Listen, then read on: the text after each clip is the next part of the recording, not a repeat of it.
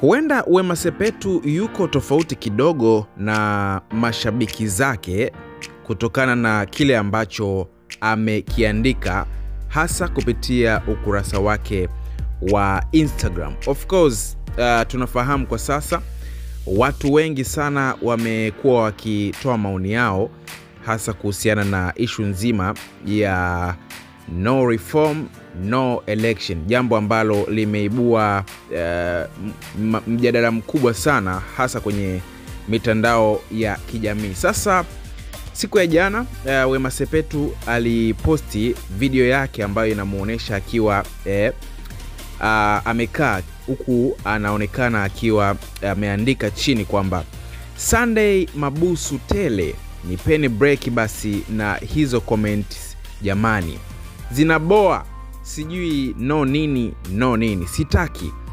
Sasa kama unavyofahamu wabongo mara nyingi ukiwakatalia kitu ni inakuwa kama vile umewaruhusu sasa wafanye. Zaidi ya comments 2374 mpaka hivi sasa ninapokuambia zinaonekana katika account ya Wema, zikiwa zingine zinamsifu, zinasema ushazeeka, no reform no election. Comments nyingi sana za no reform no election kwenye posti hii ya Wema zinaonekana hapa. Sasa kiukweli inaonekana Wema hapendezwi na kile ambacho kinaendelea kwenye mitandao ya kijamii hasa kuhusiana na hili swala la no reform no election.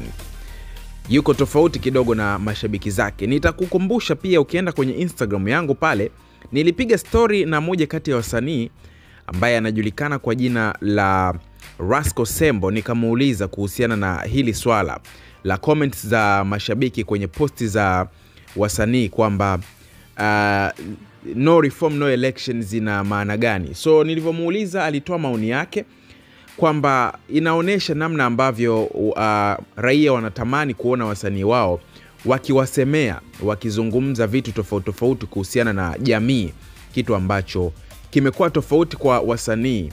Akasema kwamba inaonekana ni kama vile wasanii kwa sasa wapo kwenye mrengo fulani tu, yani wameegemea upande mmoja na wao hawaangalii jamii inasemaje. Sasa pia ukienda kwenye TikTok pale natumia Master Jimmy TZ utakutana na posti hiyo ambayo nimeiweka ya Rasco Sembo. Of course amezungumza yale. Sasa huko ndo reaction ni kubwa zaidi kwa sababu watu wameonekana kumsifu, wengine kumchukia.